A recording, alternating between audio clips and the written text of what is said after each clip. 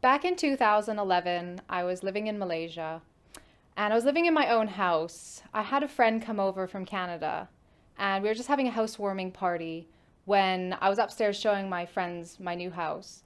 And my best friend, she was downstairs with my dog. Suddenly, I heard a loud bang and my dog yelped. And I thought she just knocked something over because she's a bit crazy anyway. When I went downstairs, my best friend looked absolutely shocked. She was so pale and white. I asked her what happened, and she said my dog was walking towards the glass sliding door and it slammed shut by itself in front of her. And we freaked out. We so freaked out. We left, we shut the doors, we're like, let's go out. We came back later and had forgotten sort of all about it. My friend left, went back to Canada, and I continued living there. Over the next couple of months, some strange things were happening in the house, but I could just give them an excuse. I would come home and something I had left there was now over there. Um, and I just said, okay, well, maybe I forgot. Or I would hear something drop in my room and nothing had moved. After probably about 4 months, um, I came home one night. I went to my bedroom. I put my dog in her bedroom. I went to my bedroom, started to get ready for bed, and I noticed the light was on outside of my bedroom. So I went outside to turn it off. And when I did, I felt this feeling in my chest. And I'd had this feeling before. Because I was an atheist, I would have said, like, maybe it's a ghost. But I felt this feeling and I heard a noise that sounded like white noise. And I got really scared because I didn't really know where it was coming from, but I sensed where it was coming from. I could feel like the direction that it was coming from. So I just shut off the light and I shut my bedroom door and I locked it. And when I turned around, something hit my door so hard. The whole door shook and my heart literally fell out of my chest. Like, I was terrified. I've been in situations where I thought I might die before, but I never sought refuge in a God because I didn't believe in any God. But in that moment, my mind was completely clear, and the only word in my mind was Allah.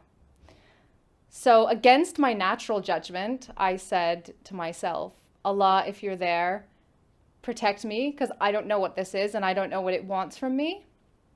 And I went to bed, and I thought that I was going to take ages to sleep because I was so scared. I just put something on my laptop and within 5 minutes I was asleep.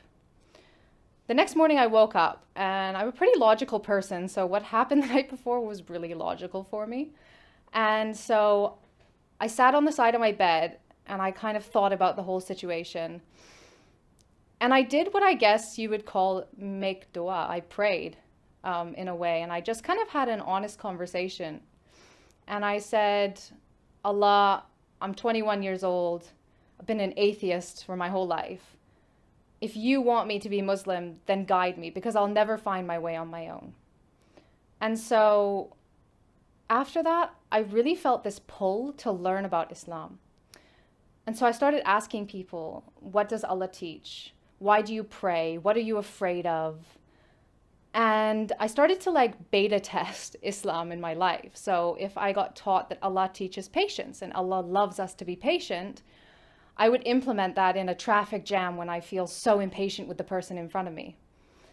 And the situation would get better, or I would at least feel better. And I felt this like positive influence happening in my life.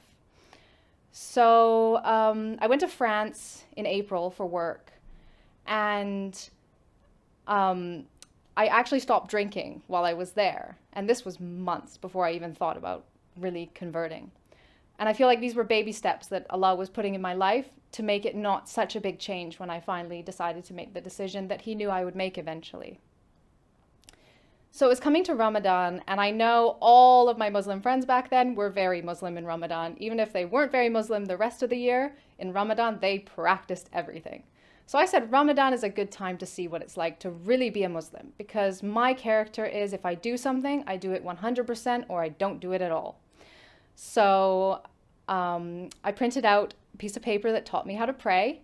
I wore hijab, I fasted every day, I read a chapter of Quran every day.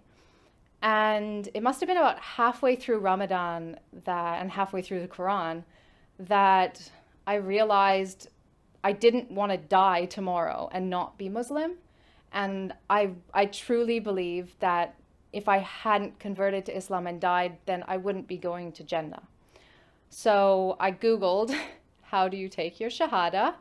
And I sat there after Isha by myself and did my Shahada in English. And I have never looked back since. It's almost been 10 years now. And it's been the most positive change in my life. My mom says I probably would have been dead had I not become Muslim, the way that my life was going. My relationship with my family is so much stronger because Islam has taught me about the importance of family and respecting my parents.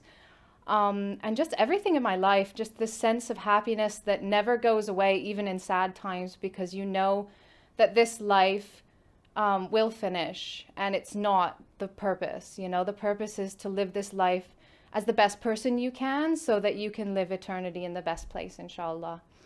I hope you don't think I'm crazy because of my story. And I hope it has benefited you in some way.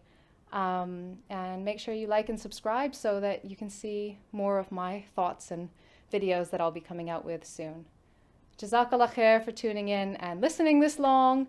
May Allah bless you all and guide those who are not yet guided. Ameen.